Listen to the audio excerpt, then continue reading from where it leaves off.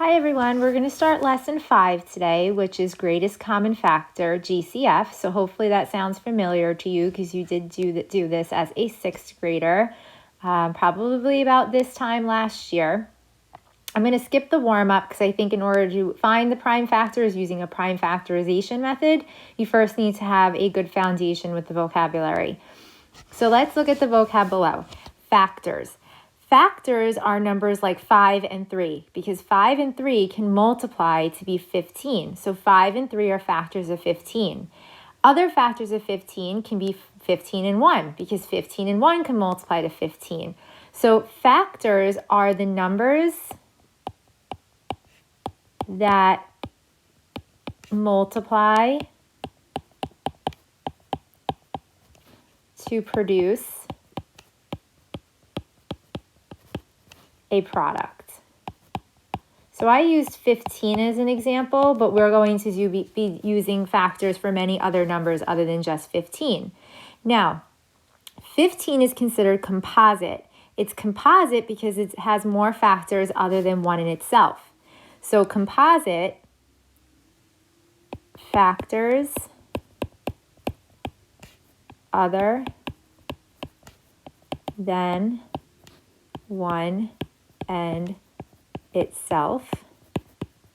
Prime would be numbers like 2, 3, 5, because if I asked you for the factors of 3, it would just be 1 and 3. There are no other factors of 3.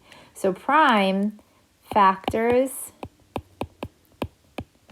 are only, and I'm going to capitalize that, 1 and itself.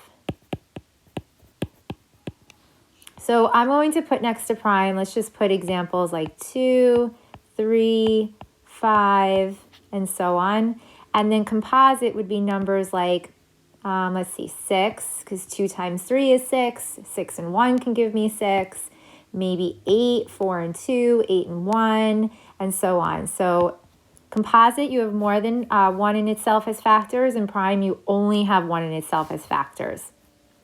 Greatest common factor is the biggest factor or the biggest number that can divide into a given value. So greatest common factor or factors, I really should say factor. You can only have one greatest common factor. So greatest common factor is the largest or greatest number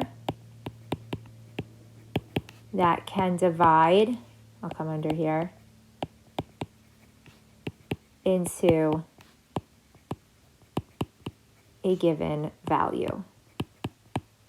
So for example, using the 15 that I used in the beginning, we have 15 and 1, 5 and 3. So the greatest common factor for 15 would be itself, which is 15. But we're going to be given more than one number, so it's going to be a little bit less obvious than using just one number like 15. So you learned 2 methods for greatest common factor as a 6th grader. Method 1 is the method I personally like more than method 2, but it's totally your preference. Pick whatever method you feel most comfortable with. I'm going to start with method 2 first. So for method 2, I have 30. 2 numbers or 2 factors of 30 are, I'm going to use 10 and 3. Now you might have started with 15 and 2. I would stay away from 30 and 1 because 1 is 1 and you can't really break it down anymore, but I'm going to go with 10 and 3. So then if I look at 10 and 3, 3 is prime, so that's done. There's nothing else more I can do with it. It would just be 3 and 1. If I use 10, I could break that down now to be 5 and 2. And then 5 is prime and 2 is prime. Their only factors are 1 in itself. So again, if I use 30 and 1, 1 is not really a great number to use. It's not prime. It's not composite. It's actually neither. 1 is neither prime or composite because 1 is what we use to determine whether something's prime or composite. So you want to stay away from using 1. So now I have 5, 2, and 3. So I like to put it in numerical order. So over here off to the side, 2, 3, and 5 are my prime factors because 2 times 3 times 5 would give me 30. If I break down 45, it would be, I'm going to use 9 and 5. Again, 5 is prime. It's only factors are 1 in itself. I'm going to now break down the 9, which is 3 times 3. 3's are prime. So now my prime factors are 45. Again, I like to go in numerical order. 3 times 3 times 5 gives me 45 if I was to multiply those prime factors together. Method 1, if I list the factors, so I have 30, so 1 and 30 give me 30, 2 and 15, when I multiply them together, they give me 30, 3 times 10, 4 I'm not going to write because 4 can't go into 30 evenly, 5 can, 6 times, 5 times 6, 7 can't go into 30, 8 can't go into 30, 9 can't go into 30, but 10 can go into 30, 10 times 3, right? And I already have 3 times 10. So now I know I'm done, okay? So I don't need to keep going because my factors just repeated because multiplication is commutative. I can stop. 45, 1 and 45, 2 can't divide into 45, 3 can, 3 times 15, 4 can't go into 45 evenly, 5 can, 5 times 9, 6 cannot go into 45, 7 cannot go into 45, 8 cannot go into 45, 9 can go into 45, but again, 9 times 5, I already have 5 times 9, so I'm done. I'm now repeating the factors that I already have, but in the reverse order. Now that I have my list for method 1 or my prime factorization using method 2, we have to find the greatest common factor. So I like method 1 because now I'm just going to look at my T-chart for 30 and my T-chart for 45 and see what the biggest number they have that they have in common. And looking at both lists, I'm pretty sure this 15, looking at both lists, 15 is the biggest factor that they have in common. So my GCF is 15. Method 2, you have to be a little bit more careful. So after you do your prime factorization trees, you're then going to look at your lists off to the right. So 2 times 3 times 5 and 3 times 3 times 5. And then you're going to take each factor that they have in common. So they have a 3 in common and they have a 5 in common.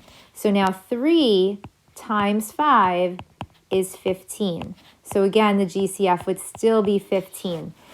The reason why I don't personally like method 2 is because I find that students try to take 2 3s and 2 5s. You need to take one of each factor that they have in common. We're actually in 7th grade going to start to get away from doing methods for greatest common factor, and we're going to try to come up with the greatest common factor, just thinking about the largest number that can divide into a given set of numbers. So let's try that below. So prime factors of 30 and 45 in common. Let's see, multiply the factors. There's no common. So this is just reviewing what I just went over up above. So the factors they have in common are 3 and 5, which is 15. 15 would be the biggest number that could divide into 30 that also can divide into 45. So again, that's what GCF means. So let's take a look below. Examples. Find the greatest common factor using prime factorization method if necessary. So again, if you want to use a factor tree, if you want to use the list method that I showed you, then that is fine, but it says if necessary. So I will do that if you need me to, but I'm just going to start by looking at number 1. I always like to look at the smaller of the two numbers. So I first start with 18. And I think about all my factors of 18. So the biggest number that can divide into 18 is itself, right? So 18. Then I work down. So 17, 16, 15, 14. None of those numbers can divide into 18. So if you keep working backwards, I have 18 can go into 18. And then I count down and 9 can go into 18. And then 8 can't, 7 can't, 6 can go into 18. 5, 4, 8, 12, 16. Nope, 4 can't. 3, 6, 9, 12, 15. Yep, 3 can, right?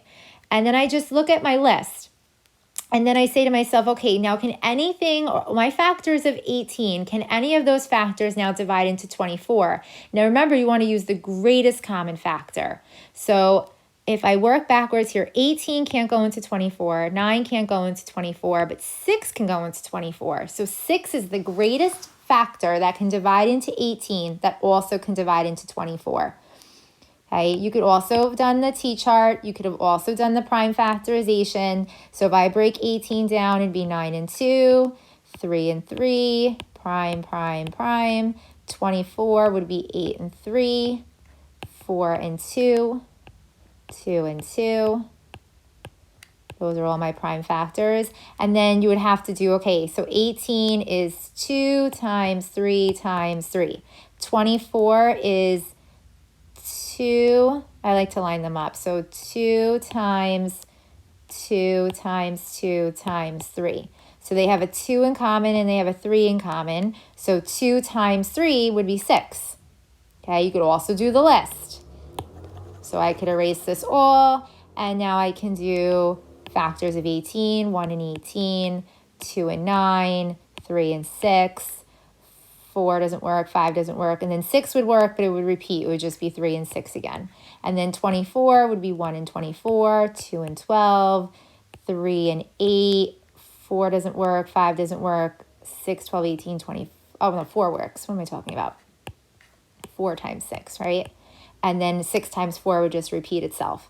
So then again, I would go through both lists, and the greatest common factor would be 6. So again, it's all preference, but I'm not going to go through each of these methods again on any of these other examples. So I'm just going to go to number 2. I have a 12 and an 8. I look at the smallest number first. Factors of 8 would be 8, and then I work backwards.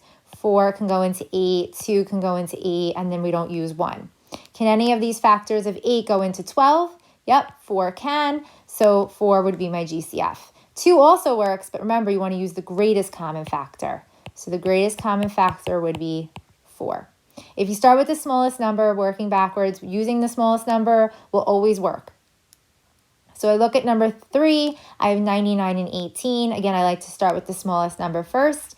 18 can go into itself. 17 can't go into 18, 16 can't, 15 can't, 14, and then work backwards.